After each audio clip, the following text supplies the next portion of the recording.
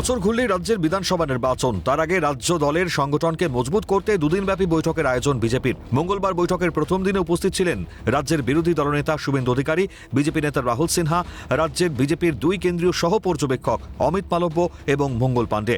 এছাড়াও বিজেপি সাংসদ এবং বিধায়করা এই বৈঠকে উপস্থিত ছিলেন। মঙ্গলবারের এই বৈঠকের একদম শেষ পর্যায়ে যোগ দেন বিজেপি রাজ্য সভাপতি সুকান্ত মজুমদার। বুধবার বিজেপির কেন্দ্রীয় পর্যবেক্ষক সুনীল বনসাল সহ দলের অন্যান্য কেন্দ্রীয় নেতৃত্ব বৈঠকে উপস্থিত থাকবেন বলে জানা গিয়েছে। সূত্রের খবর, মূলত দুটি বিষয় নিয়ে মঙ্গলবারের বৈঠকে আলোচনা হয়। এর মধ্যে প্রথম বিষয় হলো আলাদা আলাদা করে প্রত্যেক জনপ্রতিনিধি এবং নেতাদের ডেকে পাঠান কেন্দ্রীয় দুই নেতা।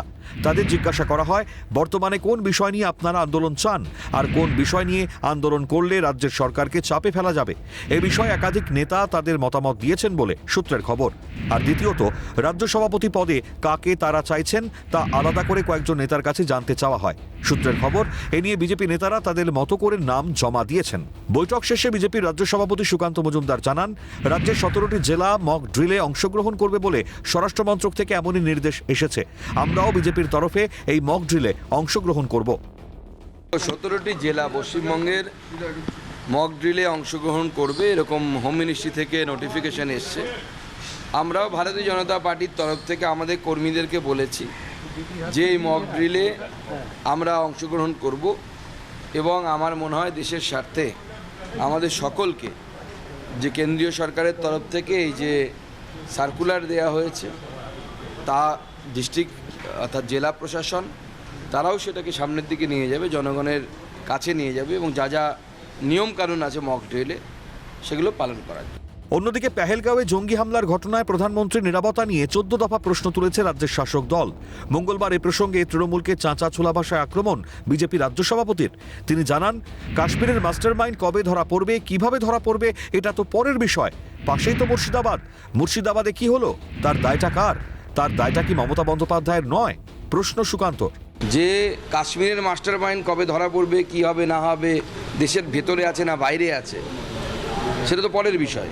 কিন্তু তার আগে কাশ্মীরটা তো অনেকটা দূর, ভাড়া অনেক দূর লাগবে টিকিট কেটে যেতে গেলে। কিন্তু পাশেই তো মুর্শিদাবাদে কি হলো, তার দায়টা কার?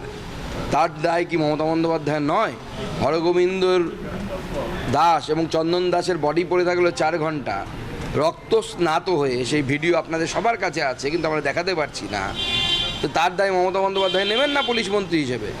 এর আগে সংবাদ মাধ্যমের মুখোমুখি হয়ে মুর্শিদাবাদ ইস্যুতে রাজ্য সরকারকে একহাত নেন রাজ্যের বিরোধী দলনেতা শুভেন্দু অধিকারী। তার দাবি, ক্ষতিগ্রস্ত মানুষদের অধিকাংশই রাজ্য সরকারের ক্ষতিপূরণ প্রত্যাখ্যান করেছেন। বাইরন বিশ্বাসের ফ্যাক্টরিতে চেক বিতরণ করবেন। মোট ক্ষতিগ্রস্ত পরিমাণ 900-র উপরে, 40 জনকে জোগাড় করতে পেরেছে পুলিশ প্রশাসন। অনেক চেষ্টা করে গোটা 40 লোককে জোগাড় করেছে, বাকিরা প্রত্যাখ্যান করেছে। ও মোথাবাড়ি থেকে ধুলিয়ান, শামশেরগঞ্জ, বেদবোনা, জাফরাবাদ, লালপুর সব জায়গায় হিন্দু বাড়িতে কালো পতাকা উঠছে, মুখ্যমন্ত্রীকে ধিক্কার জানিয়ে। অন্যদিকে পেহেলগাঁও ইস্যুতে কেন্দ্রীয় প্রতিমন্ত্রী শান্তনু ঠাকুরের হুঁশিয়ারি, আগামী দিনে ওদের কপালে বিশেষ দুঃখ আছে। এখন বর্তমান ভারতের যে সিচুয়েশন, সেই পরিস্থিতি যদি ওরা ভেবে থাকে যে 50 বছর আগের ভারত আছে, তাহলে সেটা ওরা ভুল করেছে। ওরা আগামী দিনে অবশ্যই জবাব পাবে ভারত সরকারের কাছ থেকে। কারণ মাননীয় প্রধানমন্ত্রী যেভাবে বিষয়টাকে দেখেছেন, আগামীতে ওদের কপালে বিশেষ দুঃখ আছে, একদম পরিষ্কার বলি। প্রসঙ্গত, বর্তমানে বিজেপির রাজ্য সভাপতি পদে রয়েছেন বালুরঘাটের সাংসদ তথা কেন্দ্রীয় প্রতিমন্ত্রী সুকান্ত মজুমদার।